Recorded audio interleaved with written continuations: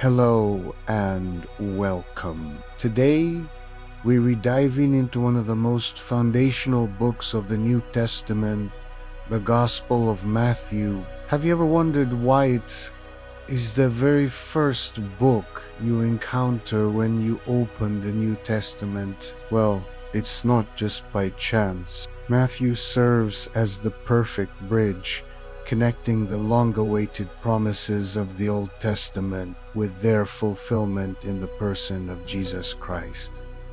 So, who was Matthew? The author is traditionally identified as Matthew the tax collector, one of Jesus' 12 apostles. Imagine that for a second. Tax collectors in that era were not popular figures. They were often seen as traitors working for the Roman Empire. Yet Jesus called him, and Matthew left everything behind to follow. This personal story of transformation likely gave Matthew a unique perspective on Jesus' message of grace and redemption for everyone, no matter their past. Matthew's Gospel was primarily written for a Jewish audience.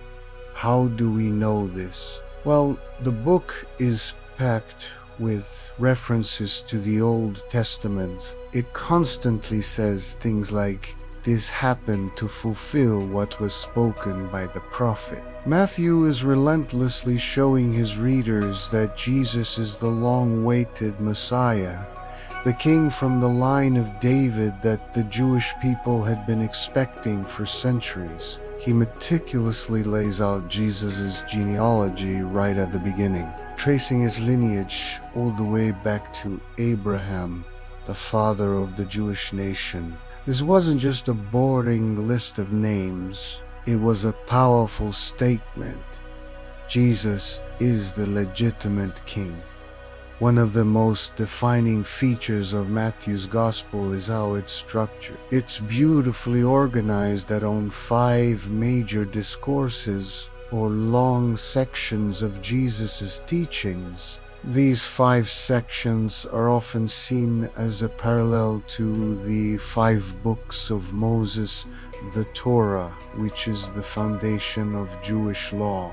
It's as if Matthew is presenting Jesus as the new and greater Moses, the one who delivers the ultimate law of God, not the law of rules and rituals, but a law of love, mercy, and righteousness that comes from the heart. Let's quickly touch on these 5 great sermons. First, you have the Sermon on the Mount in chapters 5 to 7.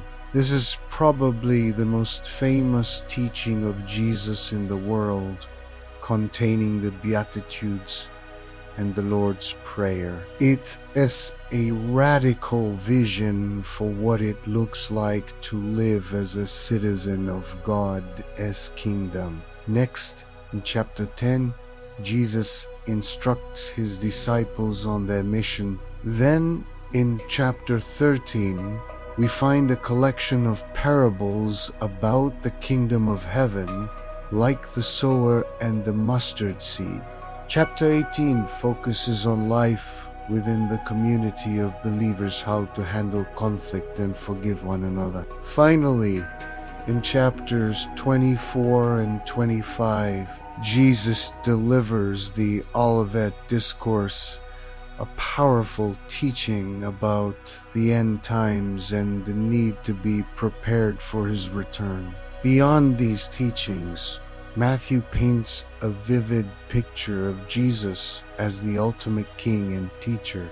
He performs incredible miracles, not just to show off his power, but to demonstrate that the kingdom of God has arrived. He heals the sick, calms the storm, and feeds thousands, showing his authority over sickness, nature, and even scarcity itself. Throughout the narrative, we see a building tension between Jesus and the religious leaders of his day. They challenged his authority, and he, in turn, challenges their hypocrisy. This conflict ultimately leads to the climax of the story in Jerusalem, Jesus' passion, death, and resurrection. Matthew presents Jesus' death not as a tragic defeat, but as a purposeful sacrifice, the ultimate act of a king laying down his life for his people.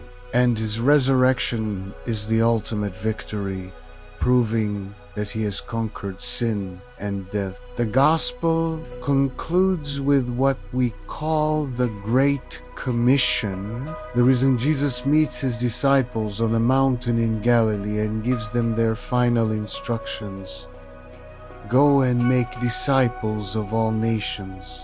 This is the grand finale. The message that began with the Jewish people is now meant for the entire world. The King has come.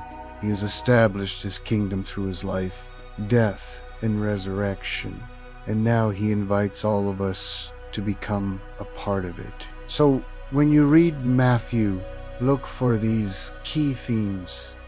Jesus as the promised Messiah and King, the fulfillment of the Old Testament, the teachings of the kingdom of heaven, and the call to discipleship for all nations. It's a rich, deep, and masterfully written account that has shaped history. Thank you so much for joining me on this quick tour of the Gospel of Matthew. I hope it inspires you to pick it up and read it for yourself. If you enjoyed this video, please give it a thumbs up and subscribe for more content like this. We'll see you in the next one.